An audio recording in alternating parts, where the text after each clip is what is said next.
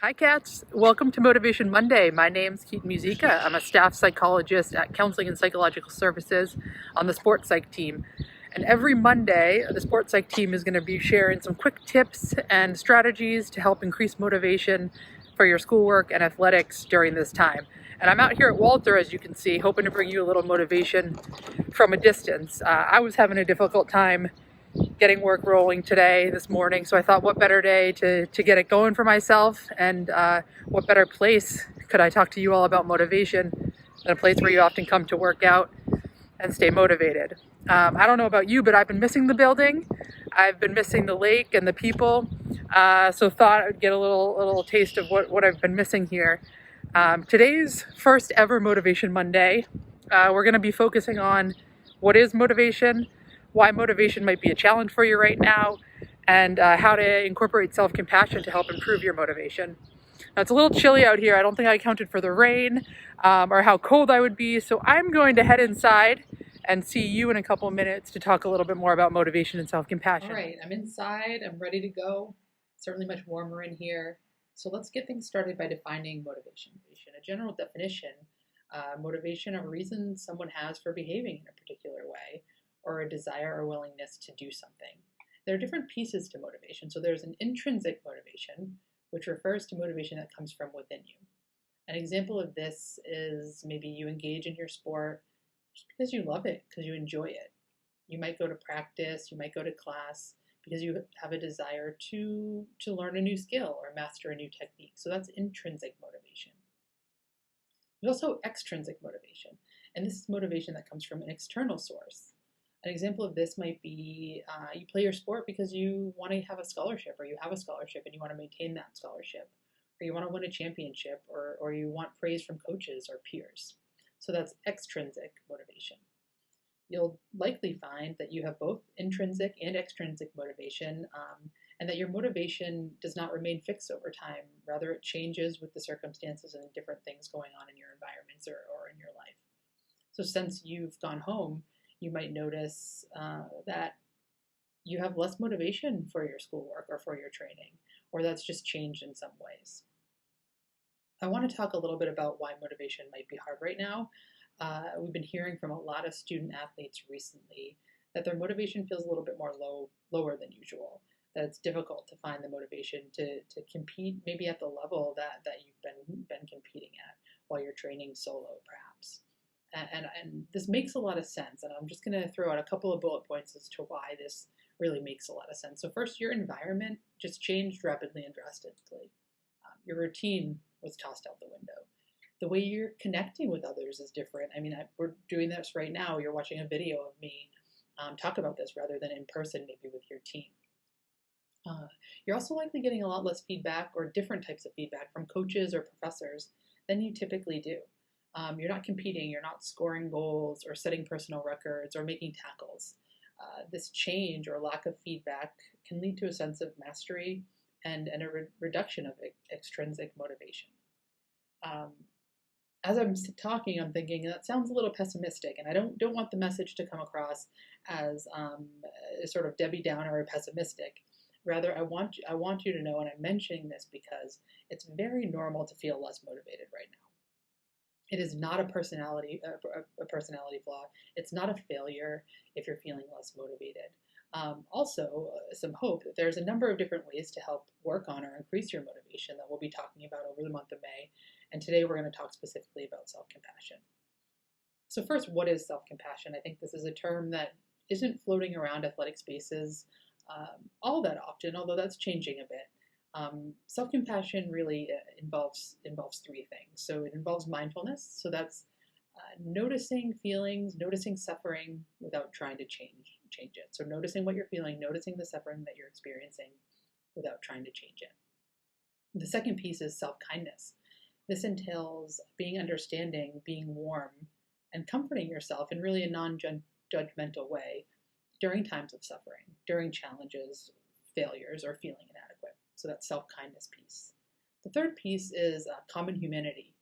So this really means that you realize that making mistakes, feeling inadequate, going through difficult times is really universal to the human experience. That's something that we all experience.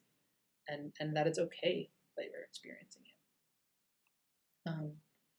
I want to mention just what I feels like almost an elephant in the room, and is that the sport environment or the sport culture often isn't conducive to self compassion, and that's because we often feel like maybe being kind or not being critical at all, just being completely understanding of ourselves, might be counter to that sort of competitive culture that we have in athletics that allows us to do or allows you to be really successful. I want you to know some things about self compassion, dispel maybe a couple of myths about self compassion, so you can know that it can and does belong in the sport environment and athletic culture. So self compassion really, it does not mean complacency. It does not mean weakness or laziness or just sort of pitying yourself. Rather, really, self compassion is a stance of courage and resilience.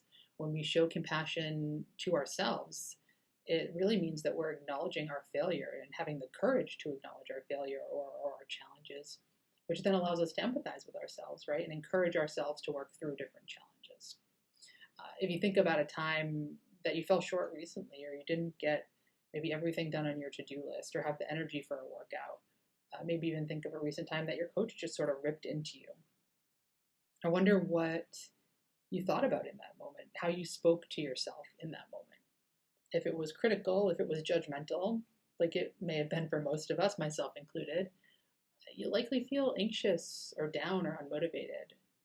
But if you approach that challenge with kindness, with understanding, with some care, you'll be more likely to give yourself what you need in that moment to feel motivated to complete whatever that challenge is, to get through that challenge. So what I'm talking about here is really shifting the mindset from a critical framework to one of having self-compassion. And athletes who are more self-compassionate are better able to handle failure and bounce back and overcome. So now let's talk about some strategies to help you practice self-compassion and help you improve your motivation during this remote learning time and really beyond. The first thing I want you to try to do is embrace your common humanity. If you're struggling to motivate to work out today, if you're just having a rough day in general, remember that you're human, that this happens to all humans, and can you think about giving yourself some permission to embrace your humanity? So that's one thing.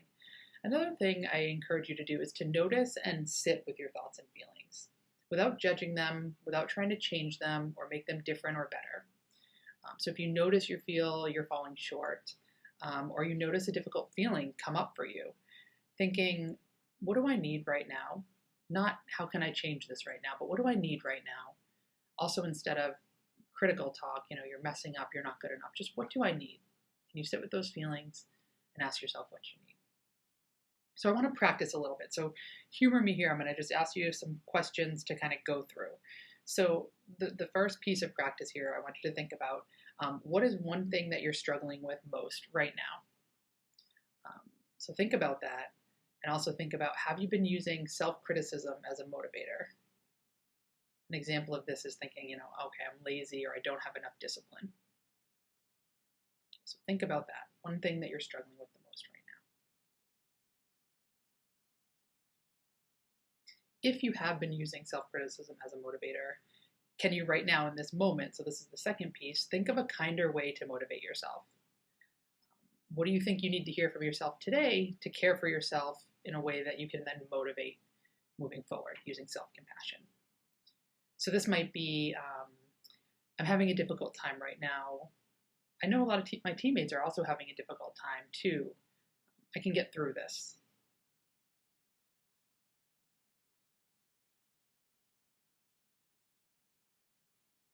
So can you say something like that to yourself? If you're only able to think of something critical right now, it can be really helpful to think about what you might tell a friend. So use that for inspiration. What would you tell a friend who's struggling or going through something similar? And can you turn that inward? We're often much more compassionate towards others than we are to ourselves. So again, think about what you might tell a friend if you're having trouble not being critical. And then the final thing, can you carry this self-compassion, this message with you throughout the day?